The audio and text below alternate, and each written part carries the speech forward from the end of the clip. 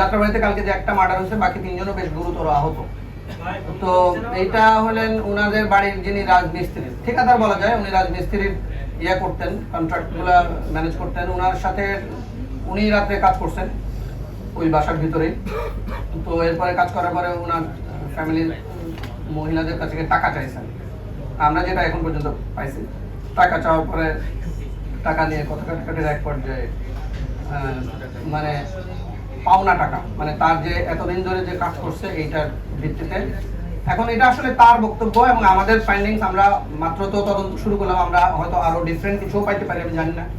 আমরা তো সবকিছু খোলা রেখে আগাচ্ছি। আর এই থেকে শুরু, এবং আমরা যেটা পাইছি সেটা হলো মানে ভিকটিম যারা, তারাও তাকে কুপিয়েছেন এবং যিনি আসামি তিনিও কুপিয়েছেন, মানে কোপাকুপি ঘটনা ঘটেছে। তো এখানে ভিকটিম তো আমি বললাম 4 জন, একজন মারা গেছেন, 3 জন গুরুতর আহত, ইভেন আসামিও আহত, এবং সারা বাসায় মোটামুটি রক্তাক্ত ছিল। এই আমাদের কাছে এখন পর্যন্ত এটা ফাইন্ডিংস, একটা মামলা হয়েছে। আমরা বাকি তদন্ত করবো। আলামত যতগুলো ছিল, মানে এখানে দা ছিল। পাঞ্জাবের জগতে একটি বিশ্বস্ত নাম শাবাব এথনিক ওয়্যার। চাপাতি টাইপের যেটা, ওইটাও বাসারই, ওই আসামির বাসা থেকে উদ্ধার হয়েছে। তারপরে ছুরি টুরি যা আছে, দা আছে, যা সব উদ্ধার হয়েছে। এই আসামি কি থানায় কোনো অভিযোগ দিছিল এই 12 টাকার বিষয়ে? না, এই ধরনের কোনো অভিযোগ পাইনি। ওই বাসাটারও তো দেখছিলাম তালা দেয়া থাকে, গেট তালা দেয়া থাকে। রাত 3টার দিকে ঘটনা আমরা যতদূর জানতে পারছি। তখন কিভাবে সে ভিতরে প্রবেশ করছে? না, ও ভিতরে ছিল, ও তো ওদের পরিচিত। ও পুরা বাড়িটাই, ও মানে ঠিকাদার হিসেবে পুরা বাড়িটাই কাজ করছে এবং রাতে কাজ করতো।